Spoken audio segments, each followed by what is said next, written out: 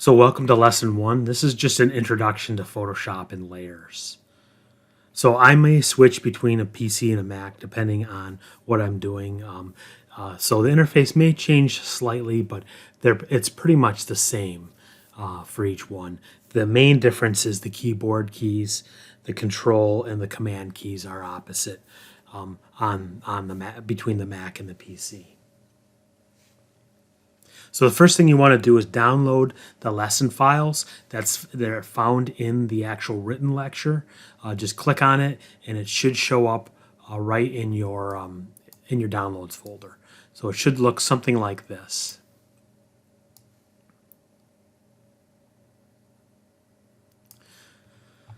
So then just right-click on a PC. On a Mac, you can double-click and drag, or you can right-click on a Mac as well. But then you just want to extract all, and just extract it right next to where it is. So inside the folder, you should have two different folders. One's for a Mac, one's for one just says week 1. Just open week 1 and go ahead and you'll see that there's two photos in there. One's a Photoshop, a PSD file. The other one's a JPEG. And they're actually the same file. If you click on them, you can see the JPEG is just the image itself, and then the Photoshop file is the image as well. But but there's a couple of little added extras to it. So the next thing we're going to do is we're going to open up Photoshop. Now Photoshop, the first thing I want you to do when you open it is I want you to press a bunch of keys. So don't open Photoshop quite yet. So on a Mac, you want to hit Command Option Shift. So double click on the icon that you're going to open, and then quickly hold down Command Option Shift and hold it down, and a window will pop up. And I'll show you on a PC. So on a PC, it's a little bit different. It's Alt Control Shift, or Control Shift Alt, or whatever you want to say. So what I'm going to do is I'm going to get this window out of the way. So I'll minimize this window, and then I'm going to click on the Photoshop icon. Now I have it on my taskbar down here. However you want to open it, just open it. But as soon as you open it, you have to hit the keys. So I'm going to get my fingers ready. I'm going to click on it, and I'm going to hold the Control, Alt, and Shift down. And you should have a little window that flashes up, and it's delete the Photoshop settings file, and go ahead and do that. Now the reason why we do this, and it's kind of a pain to get those keys down, but every time I show you stuff, if you're using different if you've changed any of your settings, this reverts everything back to normal. So when I say, hey, this is going to be the setting default, it should be the default. If you don't want to delete your settings file, then you may have different workspaces or different settings when you go about working it. So you'll just have to look at exactly what the settings are as I'm talking about them. So go ahead and say yes, and then you'll get the the Photoshop welcome screen, and it takes a little bit to open up because it's a big file or a big program. And then once it's open, you'll see a lot of times you'll have recent files that you've worked here on and here, and different things. So there's lots of little different settings. It'll probably say welcome and your name based on your account. Your account information is up here. When you click on it, it will open it up in a browser, and you can edit your Adobe account information if need be. So I'm going to click on Open. And once you click Open, I'm going to click on Your Computer, and I'm going to go find those files. And I have them in the my download folder. And I'm going to open up lesson 1 sc4_start.psd. So here's the interface. So there's a couple things I want to point out. The very top here, that's the menu bar. This bar here underneath, this is the options bar. And it's good to remember these because I'll talk about them throughout the lesson. See this little house here? That is the exit to the home screen. So it'll give you the home screen that we just came from. This is the tools panel. And as you you mouse over things, you'll have a little video that comes up. I'll show you how to turn those off because those can be kind of annoying. So this is the in-app search. You can search inside the app for things. This is the share button over here. Lets you share the image. And this one is the workspaces menu. Now workspaces are great. You can completely not have some of the tools that you need if you're in the wrong workspace, or you can really customize a lot of things. So these here are the panels. And some of them, if you click on them, will pop out. And you can drag them off and detach them and things like that. The default workspace in Photoshop consists of a menu bar, option bar on the top of the screen. The tools are on the left, and there are several open panels on the right here. The one main difference between Photoshop work area on a Windows and that of a Mac is Windows always presents Photoshop in a contained window, meaning it's all one. Where Mac, you'll have a window and then you can move the windows off there. It's not contained. So on a Mac, you can choose to either work in the application frame, which contains everything, or you can work on it within a frame with this that's distinct from other applications, and you can open all the different little windows. So you can also customize the tools panel by arranging, removing, and adding tools. And you do this, you can just hold down the little icon underneath the zoom tool, and you can edit that. And you can click on Edit Toolbar. And then you can edit however you want. Notice that the Move tool here, there's an artboard tool underneath the Move tool. Just like all these marquees are all under the first marquee over here. The lasso tools are all there. So you can change some of the tools if you like. Again, if you change them and then you delete your settings file, you'll lose everything. But you can also save your presets over here, and you can load presets as well. So I'm going to cancel that. Now on the bottom, you can examine the status bar, and the status bar is here.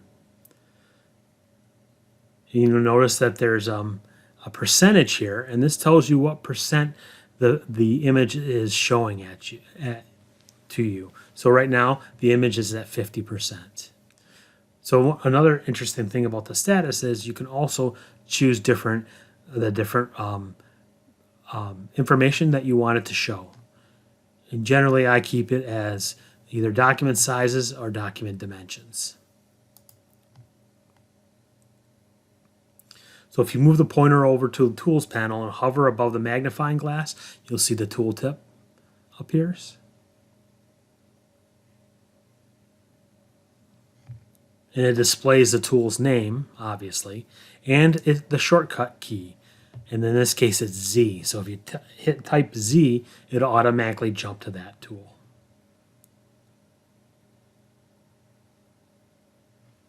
So I want you to click on that, or just hit the Z key.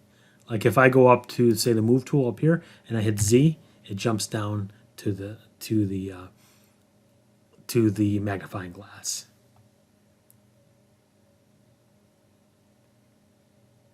And now you'll notice that it's a tiny little magnifying glass with a plus in the middle. If you click anywhere in the image, obviously it makes it bigger.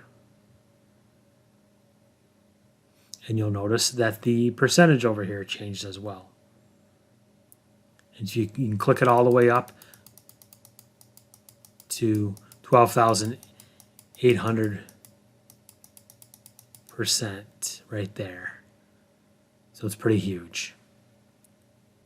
And you also can click on, in the options bar up here, you can click fit on screen. It'll fit automatically on screen. You can also fit fill screen if you want to fill the whole screen, and then just 100%. So the other thing is, notice it's a plus. So anytime you click, it's going to magnify it. So if you hit the Alt key, it's going to turns into a minus. You can see it turn into a minus there, and then you can make it smaller. So that's the Alt key on the PC. It's Option key on the Mac.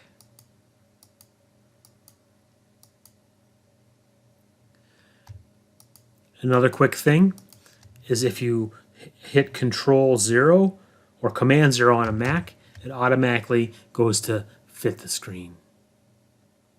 So it'll the top and bottom will be the top and bottom of the actual image itself. So you'll notice on the very option bar there's scrubby zoom. So if you click and hold the left mouse key and go to the right, it gets bigger. Go to the left, it gets smaller. That's called a scrubby zoom. And that's checked right here. If you uncheck it, it will not do that. If you uncheck scrubby zoom, you can select an area like this, and then it will magnify that area. But if scrubby zoom is selected, it won't do that. Now the other thing is, if you hit Control and plus and minus up near the back key on your keyboard, on a Mac it would be Command plus or minus. Minus makes it smaller, plus makes it bigger. And again, hit 0 and it magnifies it so that it fits the screen. And you can also use the navigator. And if it's not here, like it's not here now, you just go to Window, to Navigator. It'll pop open, and there's a little icon here. You can see where it's selected inside there, and it will magnify based off of that. It also tells you a percentage. The other cool thing is, if you really like the navigator, you can grab it and you can dock it into another panel if you'd like, and just so you can always have it. To close any of these, you just click on the double arrow here. And say if you don't want this, just drag it off here and then just hit the X and it closes it. So one of the most common types of edit is to brighten or darken an image. In this case, the image is a little bit on the dark side. We're going to change the value of that, and we're going to make it brighter. There's several ways to do this. First, in the Layers panel on the right hand side, make sure the photo is selected. Notice on the Layers panel over here, in my case, the photo is not selected. It's the layer above it. These are two different layers, and you'll see that this one has an eye there, meaning you're seeing it. This one does not, meaning you don't see it. If you click on the eye, the layer pops up. Click on the eye again, it goes away. Now I'm going to apologize because my computer is going to be really slow because I'm recording my screen, so it tends to be a little bit on the slow side. If I use my Mac, I don't have any slowdowns at all, but I like to use the PC, especially for the first few, so that because most people are using PCs, so I'd rather use the PC and show you so there's no question. So we're going to simply click on the background, and that is the actual photo itself. Notice that there's a lock here. Because it's a background layer, it's locked. You can unlock that if you need to, but in this case, we don't have to right now. So we're going to click on this layer, and now we're going to make an adjustment. So up here in the a panel above it should be adjustments. You simply click on it. There's a ton of icons, and they all, as you mouse over, all say different things. So we're going to go to the levels one, which is the second icon in the top row. And we'll simply click on it. And what it'll do is it's going to bring up a histogram.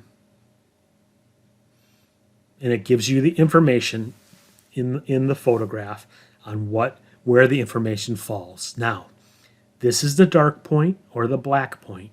This is the white point. This is the middle tones. Now, the majority of this photo's data is between the black point or the dark point here, and then middle tone, meaning the photo tends to be a little bit on the dark side. So we're going to simply grab this middle slider, and if we slide it this way, it's going to get brighter because the data is being pushed above the middle photo gray or middle gray. Photography, they also call it 18% gray, but we'll talk more about that later in the semester. So as you move it toward the dark point, you'll see it gets brighter because it's forcing all this information to be brighter than the midpoint. So I'm going to move the slider to about 1.42 is about what I thought was pretty good. And you'll notice it's quite a bit different than what it was. Now, if you want to see the difference, so this level here, this adjustment level, affects every level below. So it's going to affect the background layer. That it always will affect the lower layers unless you make it a clipping mask. And we're not going to do that in this case. We'll do it later in the semester. But in this case, it's going to brighten the background here. So if I unclick the eye, you can see this, what it looks like. And the layers, the adjustment layer makes it look a lot brighter. Now, adjustment layers let you make changes to the images, and it's just adjusting. It's an adjustment layer. It doesn't actually affect the photo, and it doesn't affect the pixels. Because if you simply delete the layer, the photo is exactly the same. Or if you even hide it, the layer below it is the same. It's not actually destructive. It's a non-destructive toning. So layering is one of the most fundamental and most powerful features in Photoshop. So if anybody uses other photo editing programs, layering is usually not part of those. It's what I mean by other editing programs. What I truly mean to say is, if you like Lightroom doesn't use layers to the effect that Photoshop does. Photoshop is like Lightroom on steroids, and it's a little more complicated. But there's a lot of functions that Photoshop has taken from Lightroom. It's the same company, so they share a lot of their different tools. So I'm going to re-enable this layer again. So we're going to hide this layer right here. And I'm going to show you how you can adjust it, layers directly on the photo. Now this is more destructive, but it's a little bit faster in the long run because you don't have to compress all the layers later on and stuff. But I need to show it to you. This is how I learned Photoshop before layers became really significant. So if you click on the photo, and we're going to go under Image to Adjustments to Levels. Now, a lot of these adjustments here are the same ones that you can do in the adjustment panel, but these do it directly to the photograph itself. So in this case, it's very similar to that the Levels panel. And again, if you pull it to 1.42, it's going to be exactly the same as if we did it with the levels layer itself. And again, everything else is the same. So the levels is a very powerful tool. It'll also let you do the different colors: red, blue, green, the primary colors that make up all the color in the image. You can select either of the channels or any of the channels and adjust them as well. So I'm going to simply hit OK, and the levels has taken effect, and it's actually changed the image. Now, there's a couple different ways. I'm going to undo this, but I want to show you how you can undo it. You can undo it by hitting Edit Undo Levels, but the other way you can do it is a little bit more powerful. Is you can go to the history panel, and just click back up one. And this is everything that we've done in the photo to this point. Levels was here. If we click back one, it's back to normal, like we never did levels. So it allows you to go back in history if you don't like something you did. And again, to close it, just click on the double arrow. And I'm going to just re-enable the adjustment layer itself, because I like to use that for this case because it's non-destructive and we can change it later on. So right now we're just going to go File, Save As, and we're going to actually name it. We're going to save it to our computer, not to Creative Cloud. And actually I'm going to click on Don't Show Again and save on computer. And then the computer dialog box will open up. And I'm going to name this O1 Working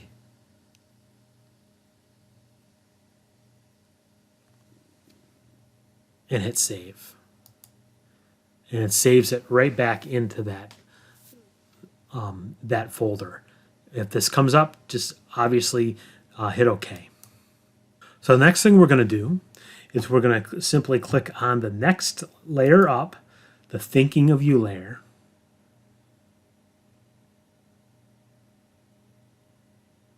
And we'll click on the eye. And you'll see there's a banner and it's Thinking of You. So this is what I call the ribbon layer because it's a little ribbon up here. It's a picture of a ribbon. We're going to select the eyedropper tool, and because we want it to sample the color. So the eyedropper tool is here. And notice there's a black and white here. We're going to simply select the color, and the front color here is going to turn the same color as we selected, which is a green. So anything we draw will be this color. So we'll select the zoom tool. We're going to zoom in so we can see the lower third of the card. So I'm just going to simply drag it over here. If you can't do it, you have scrubby zoom turned on, that's fine. You can turn it off, or I just want to see the lower part of the card here. I'm going to click on this layer here, and then I'm going to go up to the little hamburger menu here, and I'm going to create new layer right here, very top. What that'll do is that'll put a layer on top of that, above it. And we're going to call this Ribbon 2, and we'll hit OK. So the next thing we're going to do is we're going to select an area. So we're going to use what they call a rectangular marquee tool. On the toolbar, it's right here, or you can simply hit the M key. M as in mark. So you hit the M key, and it automatically selects it. So if you do not have rulers on, which you shouldn't because you deleted your Photoshop settings, hit Command R on a Mac or Control R on a PC, and you'll see that they pop up. Now, notice that they're not in inches at all. So to change that, go Edit, down to Preferences. If you're on a Mac, it's under File. And we're going to go to Units and Rulers.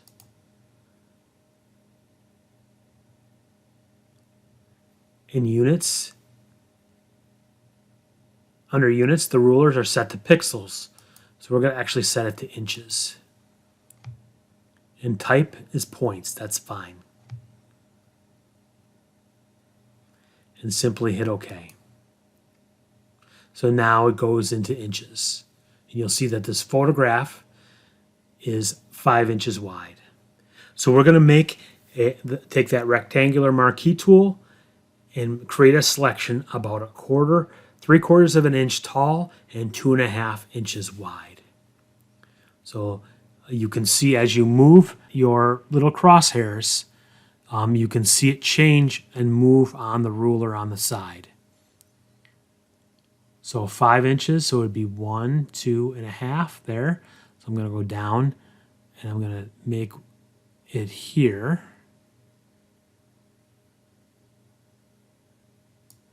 And I'm going to simply Make it here to here. And then I'm going to go up a little bit and make sure that it's a 1/4 inch. You can see on the very edge it's changing. And simply let go.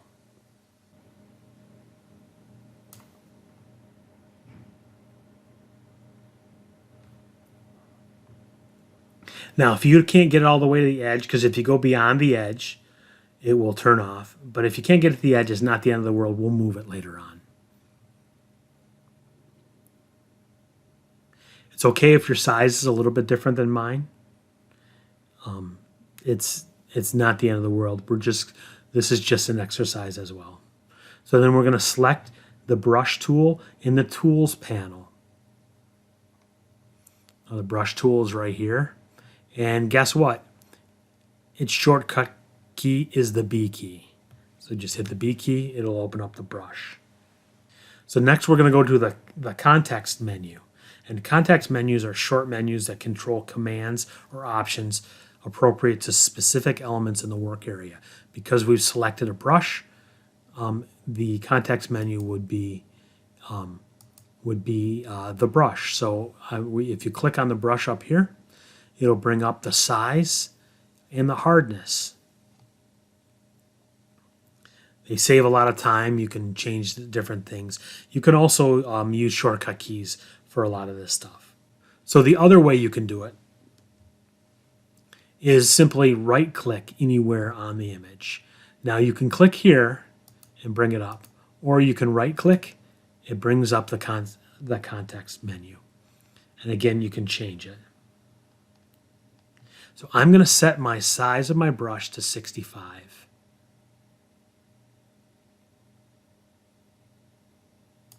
And I can't get it to 65, so I'll just highlight the thing and say 65.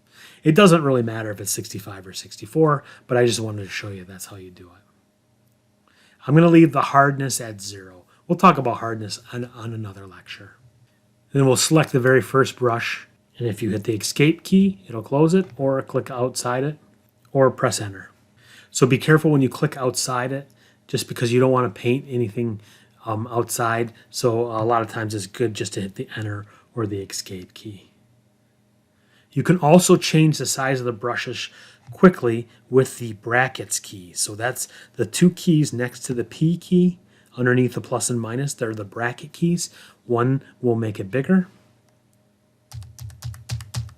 and the other one will make it smaller. Again, I'll go back to the 65.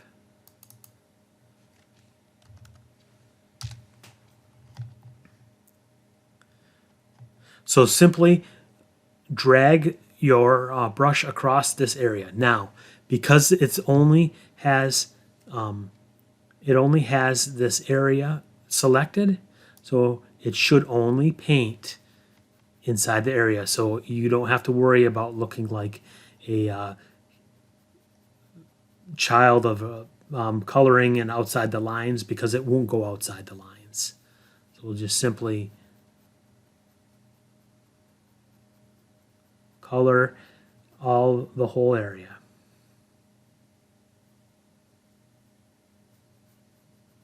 And there you go. You have the rectangle. So now, because it's green and it kind of melts in with everything else, let's try a different color.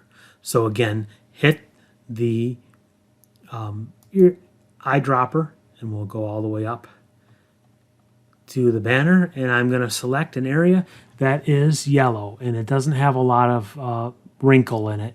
So we'll select the yellow, and we'll go back down, and I'll select the brush, hit the B key, and then we'll simply paint right over top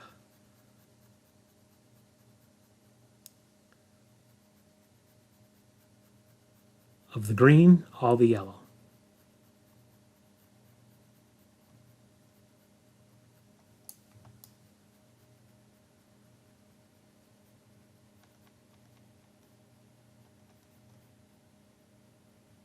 Now, if you feel like this is too pale,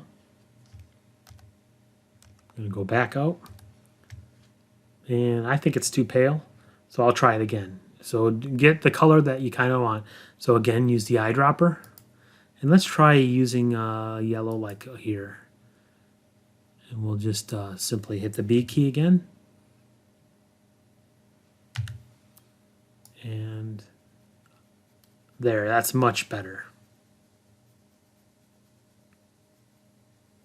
Now, if you don't like painting like this, again, use the brackets. You can make it bigger.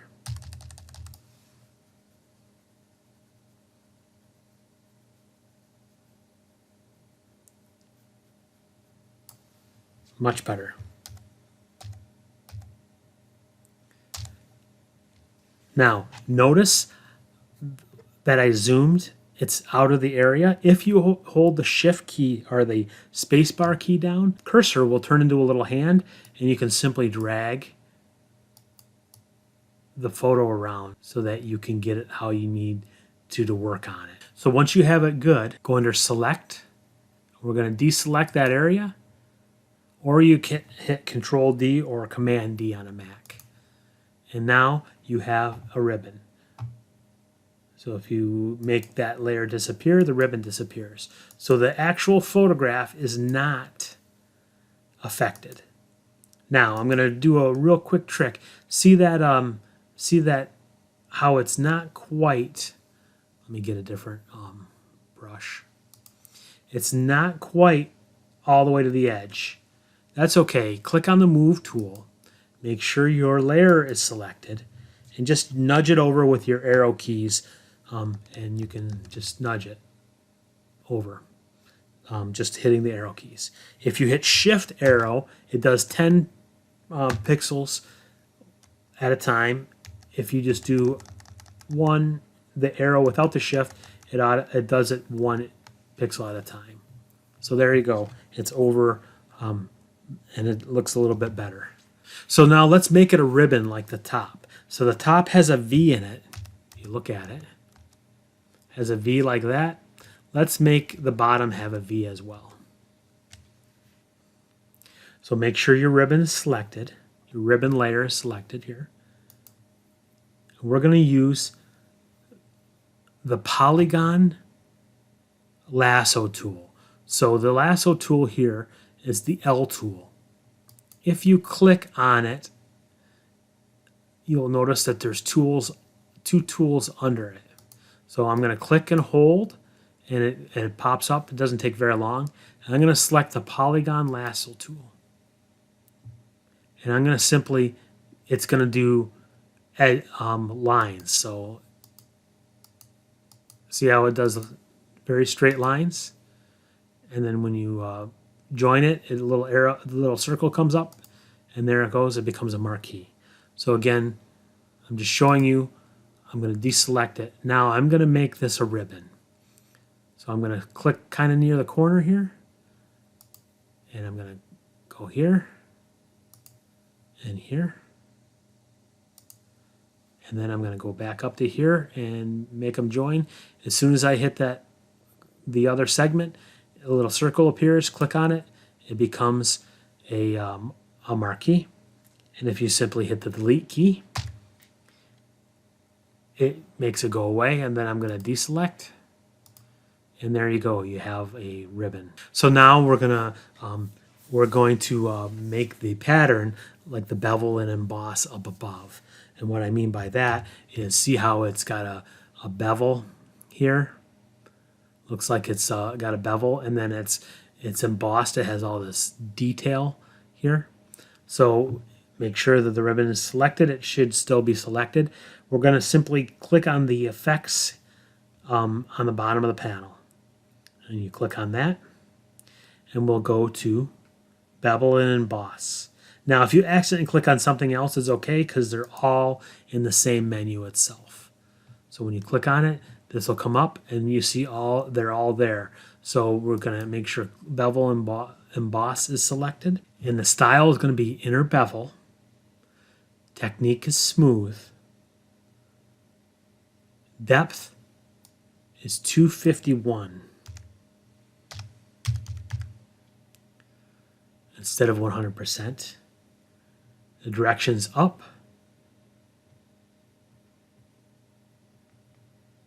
Size, we're going to make it 8. Soften 0. Down here, the shading, the angle will be 30. We're going to use global light. Altitude is 30.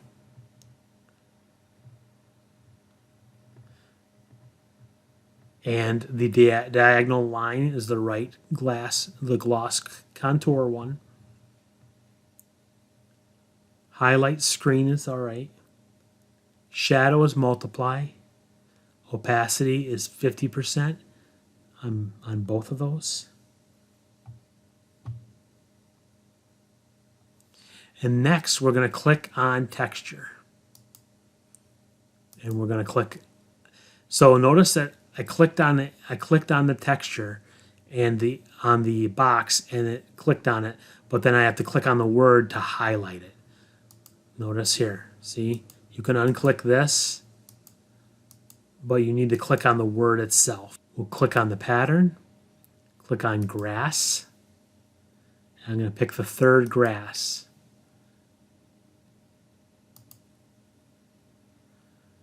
And we're going to do scale is 100%. Depth is +6. So it's just a slight. And once you're done, you just hit OK.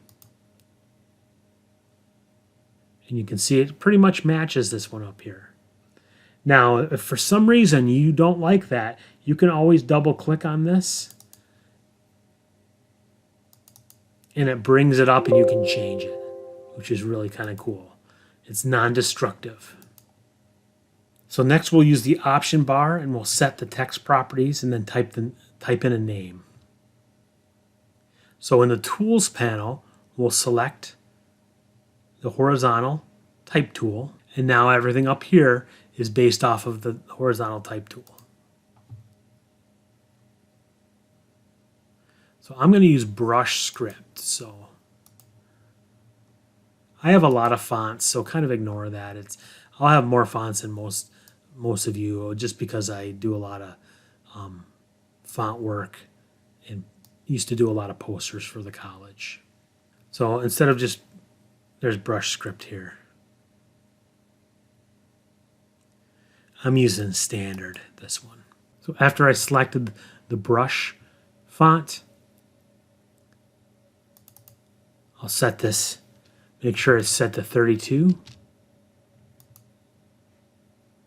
can also select 30 and then just highlight it and make it 32. I'm going to select the color, and when I click on this, it's going to bring up a color picker.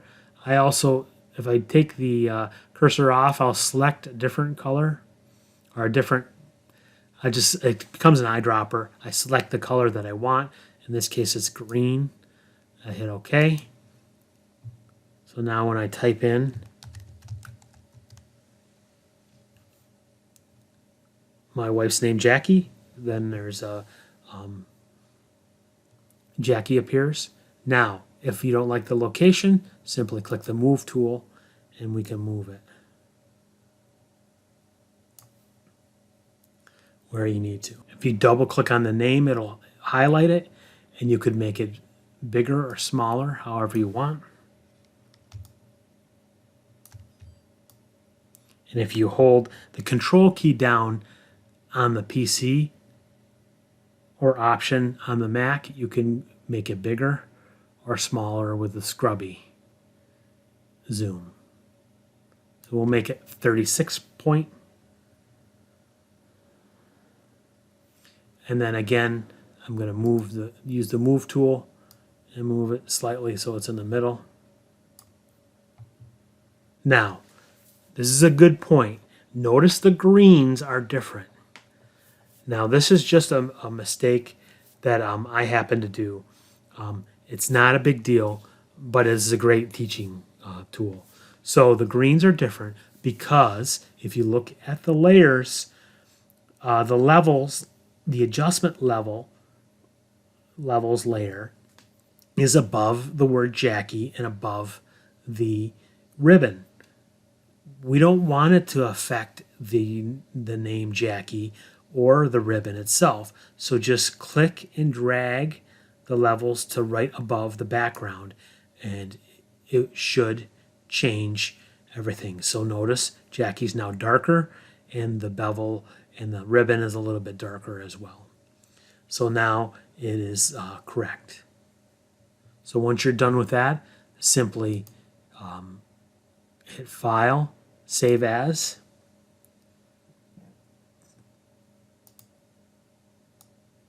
And I'm going to call it Lesson 1 or 01. Complete. I'm going to save it as a JPEG. Notice it won't let me save it because it doesn't have an option to save as a JPEG, so we'll just save a copy. And what that'll do is it'll allow us to save as a different format. So I'm going to select JPEG, and I'm going to hit Save. So if I minimize, quality 8 is fine, quality 10 is fine. I'll set it to 10. Hit OK. I'm going to minimize this screen. And if I click on the thing, there it is. It's located here. And there's the complete one. And what you'll turn that in, turn it into the lesson. So I hope you enjoyed it. I know that there's a lot of these things you probably know, but I got to go over everything, and unfortunately, and if you're a little bit bored, it's okay. We're going to get a lot more, do a lot more cool projects. So I hope you enjoy this lesson. Have a great week, and I'll talk to you soon.